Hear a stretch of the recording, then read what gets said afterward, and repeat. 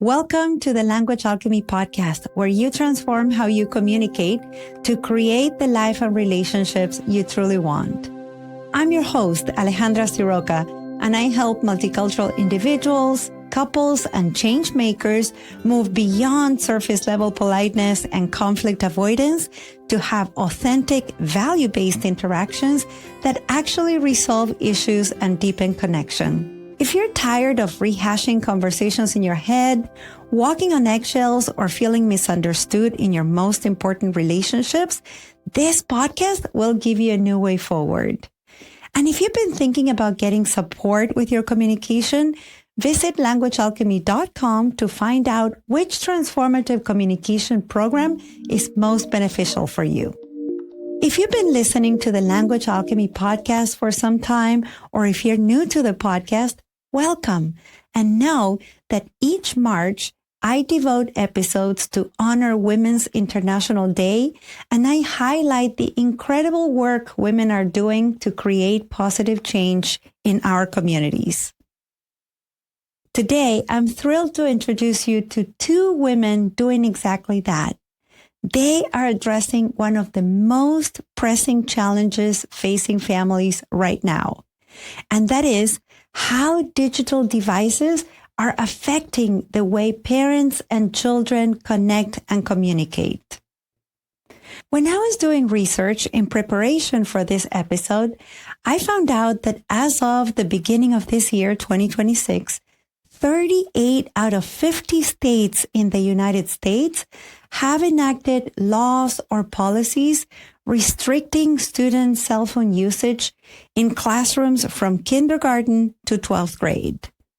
And in California, where I live, the law requires that all school districts adopt these policies by July 1st of this year, 2026.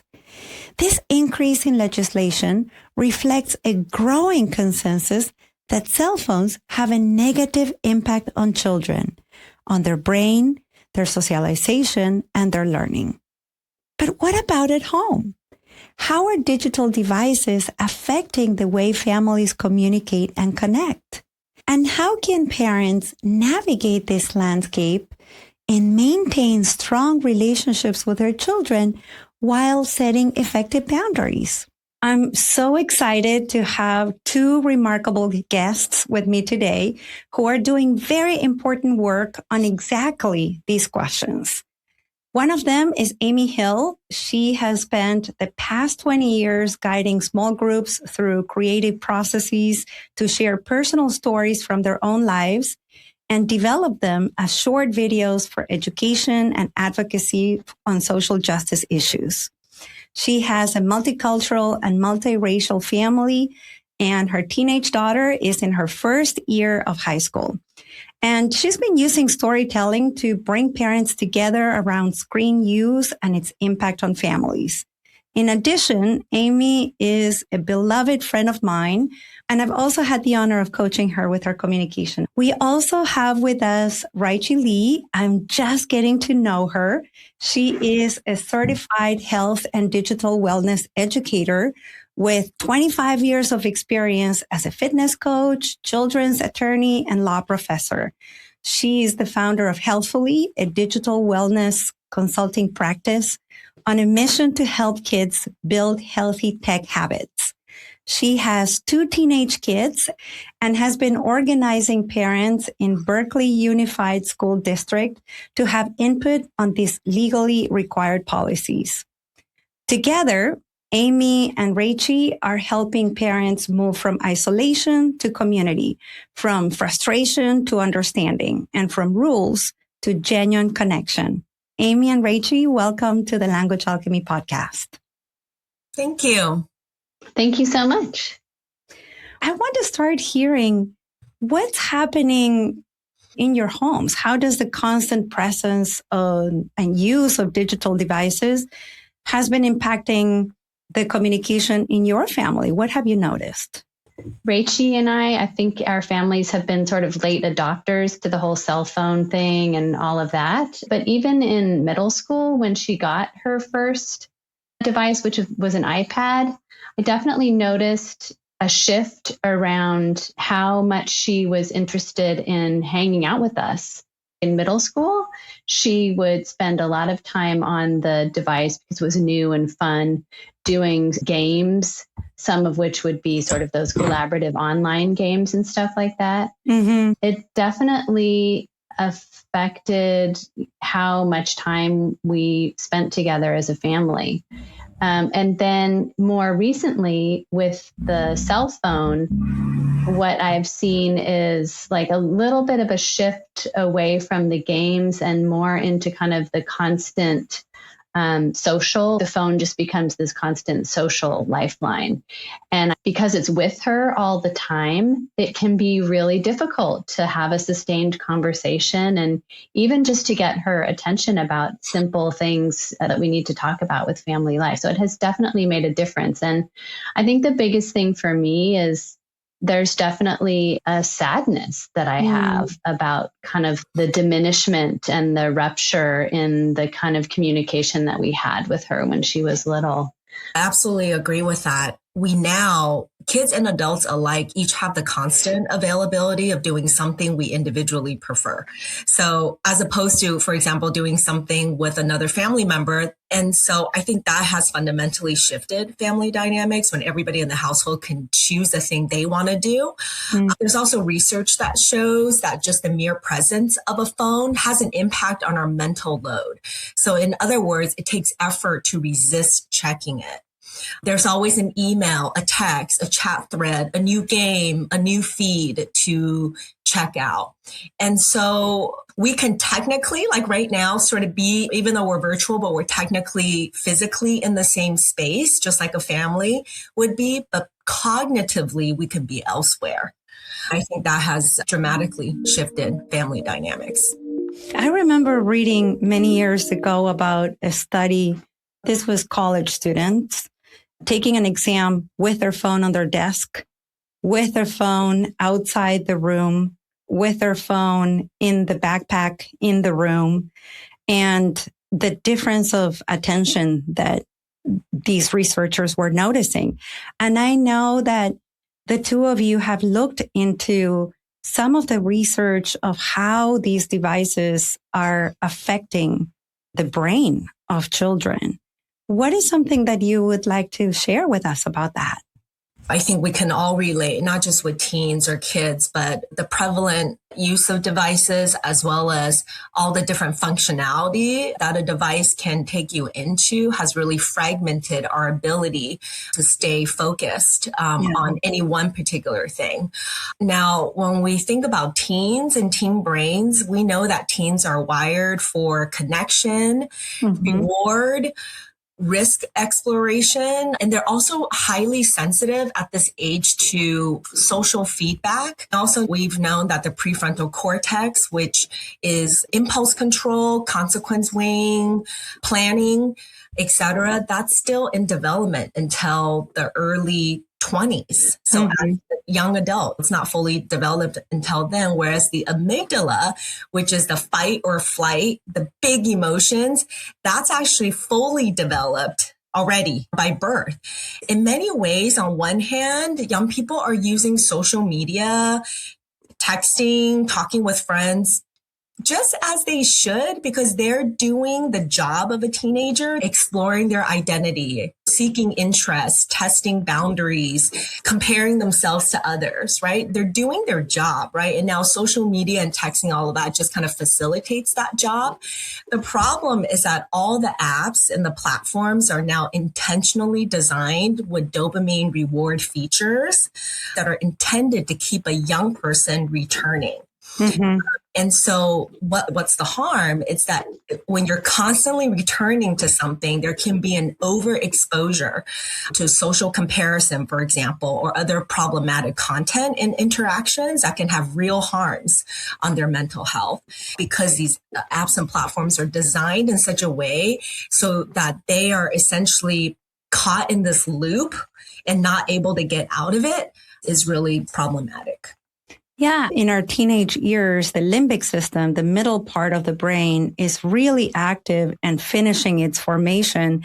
And that part of the brain is really concerned with where do I belong? Who is like me? What kind of group is my group? Like you were saying, issues of identity and socialization and comparison and contrast with other people. And there's a lot of research. There's been a lot in the media about how harmful it can be for kids to be constantly exposed to these bits of information, the quantity of data that's coming in to their brains that are forming versus the quantity of data that maybe we experienced when we were teenagers and we didn't have these devices readily available on demand 24/7. I know that the way you both work is supporting parents, and part of the work is doing storytelling. And I'm wondering, what are the stories that you're hearing from parents about how these devices have impacted their family time, their connection with kids? What stories are you hearing, Amy? The biggest thing is just to like echo what you were both saying about how it's like a perfect storm, because teenagers are already at this place of being teenagers where they're kind of difficult to draw into relation or draw into conversation in the first place. And then the devices making that distance even wider. For me, that has been the hardest part. Yeah, and I do some workshops in schools with parents, PTAs as well. I would say some of it is what we've mentioned already, that one of the universal themes across the board is that parents all feel like it's really hard to get their kids to be interested in doing anything else other than what's on their device. Because if you can find the funniest show, you can find the thing that you love, then everything pales in comparison. Right. And so again, I think a teen child is behaving as they should, right? But we on the outside of that screen is in constant competition for a young person's attention. Parents are sharing, especially parents of younger kids are sharing that it's overwhelming to keep up with everything in terms of what kind of device to get, what the features are for the device. How do you put the parental controls on? Not everybody has the time, the energy, the know-how to sit down and figure it out. So that's really universal across the board, is parents feel an overwhelm of knowing that they need to help their kids control their use, but feeling that it's a bit like an unwinnable battle on all the stuff that they have to keep up with. What led you both to do this work? When did you decide, I'm going to help other parents? We have a kind of a fun origin story to our connection, my connection with Reichi, which is that our kids went to the same elementary school. And years ago, I think when two of our kids, or my kid and one of her kids, was in like second or third grade, Reichi was really instrumental in starting a parent group called Kids and Tech.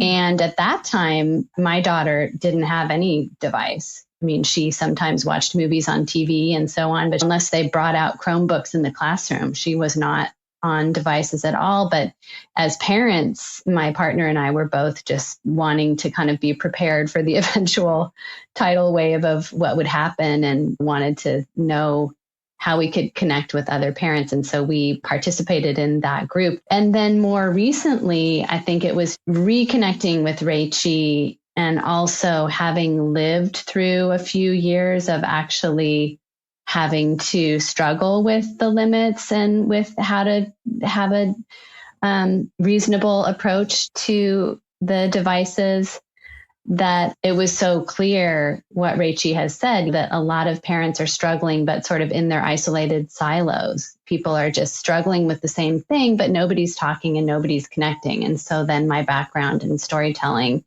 just led me to reach out and suggest, like, hey, why don't we try to do something where parents can come together, create community around this, and share their stories so that they feel like they're not alone, and so they can really tap into their own wisdom as parents and help each other work through this stuff.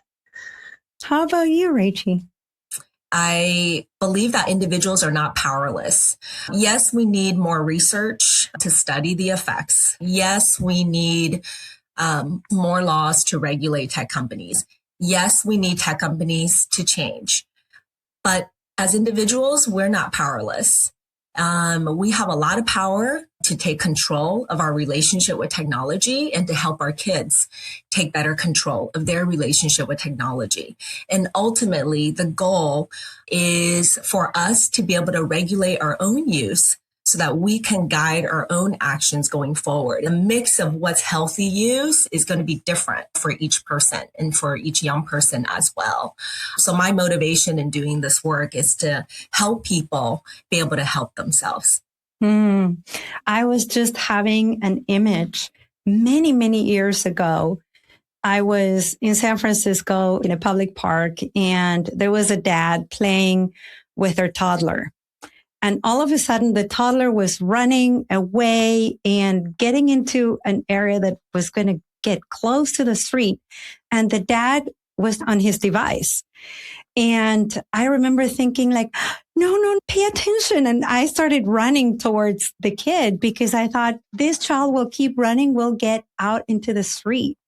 So when you're saying it's also adults, it's all of us who need to model and regulate our own use of technology to then be able to talk to children about it and to let them know that they have that individual power and choice around these devices. What are you noticing that parents are feeling when they're trying to set boundaries, when they're trying to set rules with their kids, especially when they themselves have their own devices and they are on them? I know Reichi and I have both talked about the relentless nature of it. It really is never a one-time decision. It's an ongoing thing that requires a lot of investment of time and energy, research, and set up the controls, monitor how the device is being used, and then, of course, trying to do your best to enforce limits when they're pushed back on. It's just kind of a constant struggle, and it's hard to keep it from becoming this ongoing source of tension. Another thing that it's really challenging to actually explain to a young person, to a teenager, why the limits and rules matter, because often our daughter will be like, oh, you're just old, you're just making all these. No, that's not true. And so to really encourage her to research and look at some of the information about mental health. And I guess the last thing I'll say with this one is,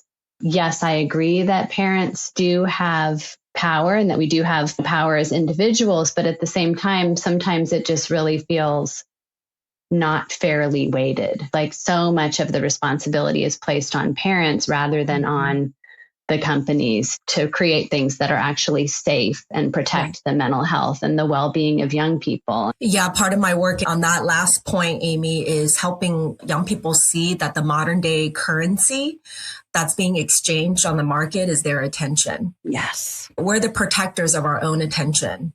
And I totally agree that the cards are absolutely stacked against us. At the same time, understanding that we have something valuable they want. And we can choose when we're developmentally able to choose who we give that our attention to can be a real powerful kind of foundational principle to build from. Also, part of my work is helping young people. It's like a muscle. Like you wouldn't tell somebody, I'm a fitness instructor as well. You wouldn't tell somebody, hey, you need to be healthier. Why can't you do it? Just be healthier. Just eat better. Exercise. What's wrong with you? Go out, exercise. Just do it. It's right outside. You got 2 legs. Go outside. Right? We wouldn't say that to somebody who's coming to a personal trainer seeking help. Right. We wouldn't say that to somebody going to a gym saying, why are you here? Like you should be able to do this yourself. So I think part of it too is, yes, I'm really focused on self-regulation, but it needs to be supported. It needs to be supported by schools. Schools need to have digital literacy education every single year that grows with the child. It needs to be supported by their parents, and then also need to be supported by other community stakeholders surrounding that child to help that child build the muscle to be able to self-regulate. Do you have specific boundaries or rules at home in your family around usage of different devices? With my family, my kids, one is in ninth grade, another is in seventh grade. It has evolved over time. The biggest limit was that they didn't get a phone. They had other devices that had limits on it, but we were late adopters to the smartphone. But as they've gotten older, like Amy said, it becomes harder to negotiate with your children. You do want it to be as collaborative. The rules don't really stick if it feels imposed, and Yeah. we can't expect necessarily a teenager to understand everything behind why a rule exists. But at the same time, as I've also seen that less is more. The few rules that we have can be collaboratively established and it can apply to the whole family. Ding, ding, ding, hard, then it's more effective because it's not just a rule that applies to them. And so just to give you some examples, no phones during meal times, no phones for dad, mom, or kid during movies. Same rule for everybody. It doesn't matter how old you are. Devices are put away about 30 minutes before anybody goes to sleep, no matter what your bedtime is. And so these are relatively straightforward. I don't think it's earth shattering, but I think the fact that they were agreed upon, and part of it they were agreed upon by the teens, was because it also applied to their parents. And so there was kind of like no excuses, these are just the family norms. What I'm hearing from you is what I often talk about, our family culture through communication. So then they don't feel as rules imposed by the authoritarian parent who decided do this or don't do this because I say so, but they come from dialogue, collaboration, and modeling that then makes up the culture of that family. So in your family, the culture is, when we are having dinner, we are talking. The devices are not on the table. Or when we are watching a movie together, we're watching a movie together. We're connecting and laughing. The devices are somewhere else. Or when we're going to bed, we're all getting ready to tell the body, it's time to rest and relax and go to bed. And that's so beautiful that becomes more integrated in the culture of your family. As they say with establishing any habit, when it's based on values, right? It's, I want to get healthier because I want to fit into a dress for my birthday versus I want to exercise because I want to be a person that values health in my life. One is kind of outcome driven. And another is more values driven. And the values driven one is something that you can stand by. It's something that you can return to. Yeah, we are a family that even if dinner is 5 minutes only, that's the 5 minutes we have, the four of us together. So I would tell parents, try to find a couple of things where you can connect it to a value and share that value with your child. Amy and I are both joyfully listening to this with big smiles. I know. I love that. Yeah, I love that you pointed to the values and the shared family culture. And with one thing just that I would throw in too is the value around respect and listening. And similar to what you said, Reichi, when we approached developing some kind of agreement around mobile phone use, we took the time to start out with asking our daughter, well, what do you think is reasonable? What feels right to you? What do you think is appropriate? And it actually led to really great conversations about, well, this is how it is for my friends. Well, how is our family different? What are the things that are helpful about the device? What are times when maybe it's less helpful or stressful and like that? And so just like Reichi said, instead of kind of imposing, this is how you have to use it, creating space to have that conversation and to really hear her perspective and then together come up with the agreements has been the only thing that has worked. And just doing that repeatedly when we have to, if an issue comes up, well, let's revisit what our agreements were. And it goes back to also another great parenting thing I have from parenting teens workshop that I did a couple years ago, where I'm sure you've heard this, the whole notion of connection before correction. Yes. So always leading with how am I creating an opportunity to connect and listen as opposed to bossing. You both called each other late adopters of cell phones.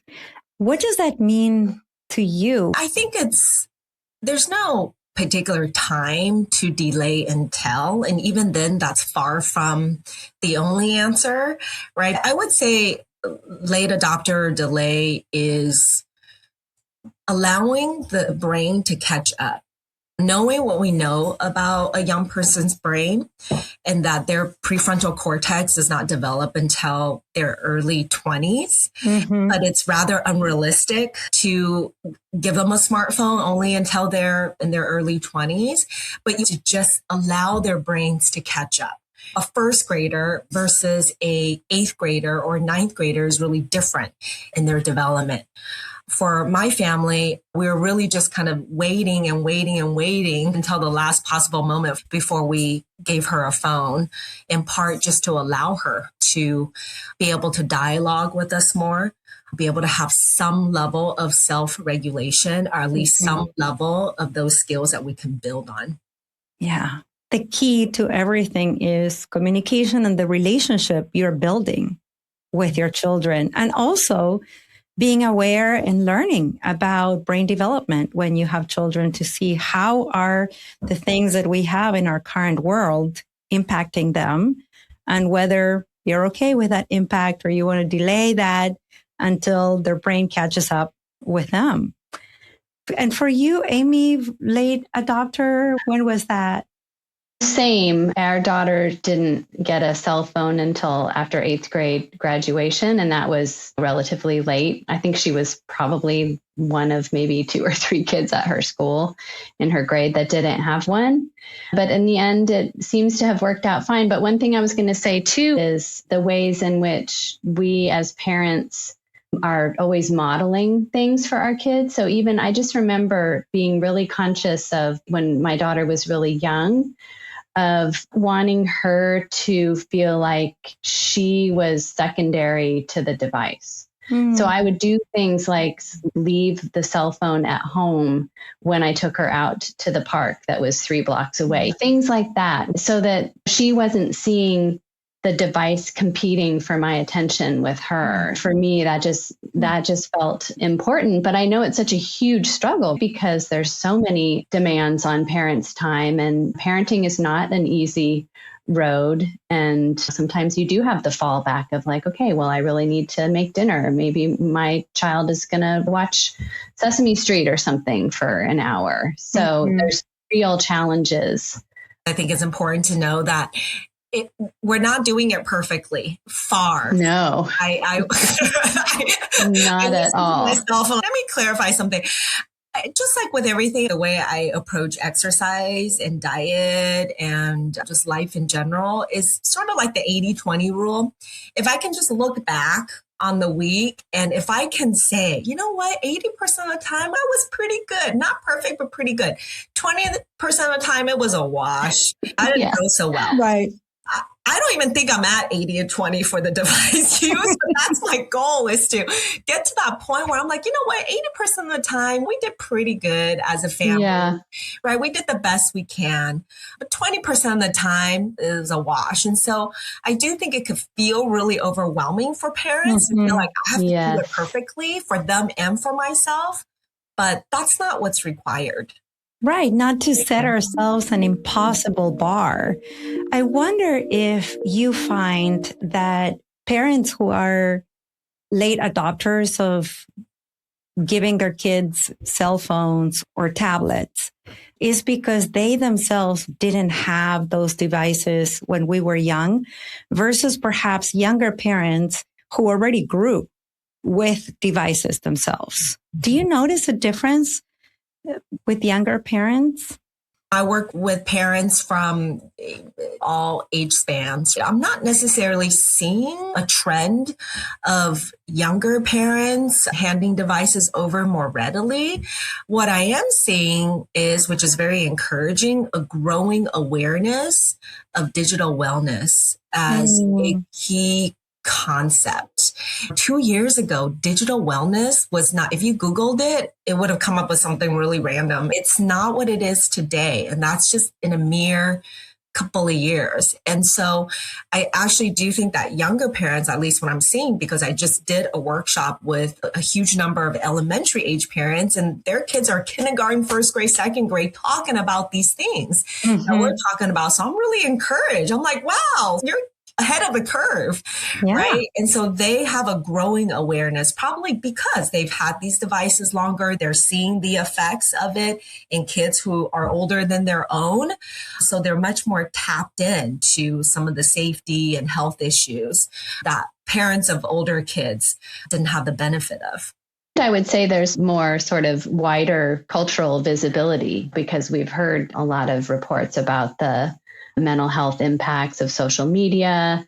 You do see more and more countries now are actually passing laws and legislation regulating social media for kids under certain ages and things like that.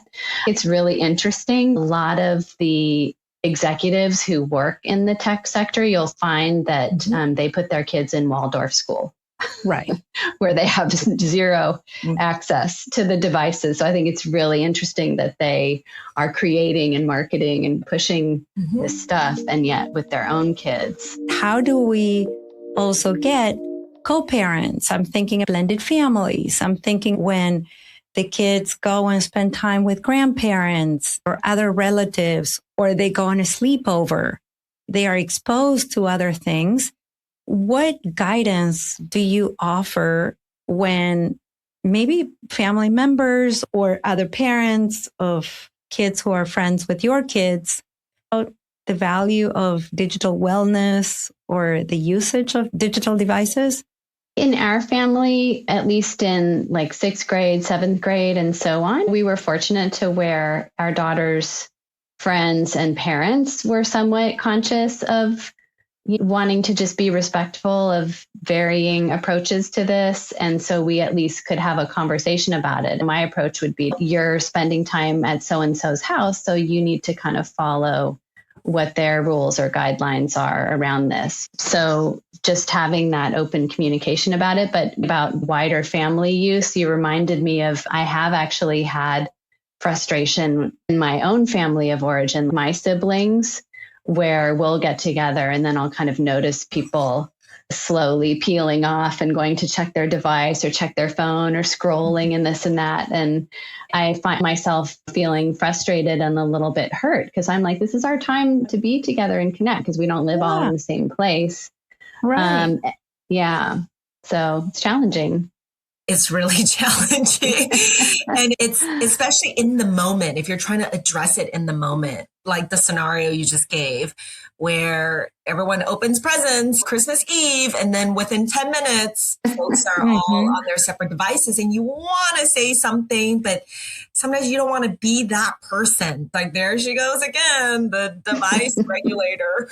I do think you have to choose time and place, and any consistency across relatives, etc. It's sort of impossible, I think, with other parents. I won't necessarily grill them about what their device policies are in their household, but I will start with some common ground. Like, I don't know about you, but on the weekends, my kid is always on a device. Is yours too? Like we were saying first thing when we started our conversation, everybody is struggling with this. This is the number one parenting issue of our generation. And it's not going anywhere. And so part of our storytelling effort is to break down that silo so that everybody is saying, I'm struggling with the same thing. Can we work together? Right? I think that's a big start. How do you think storytelling and having parents be able to share their stories can help people also find common ground with other parents and not just be for their own reward, or maybe even advocate for better ground rules, for better policies, whether it's in families or schools or the broader community? There's so many possibilities with the storytelling. Storytelling is always the process of sharing something that you have directly experienced. When you give really specific examples and events through dialogue and kind of painting a picture of something that actually happened, it's a much better way of helping people connect, understand, and learn and have examples to go with. And it creates great anecdotes that you can then discuss, troubleshoot. Well, how would you respond to that? And so on. It's just a great starting point for that kind of education and connecting people with their own sense of internal knowing and internal wisdom. It's like creating a foundation for the learning through people's lived experience and trusting and relying on that.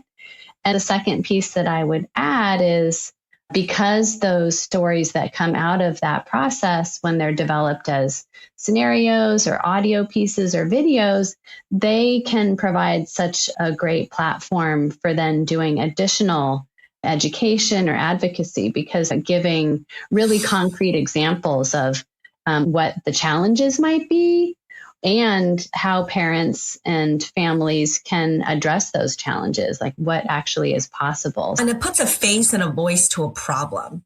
I think the fact that parents have been isolated, we're sort of faceless, nameless, voiceless, makes it such that institutions might be a little skeptical, like, oh, parents are always complaining about X, or parents need to step up and do their part at home.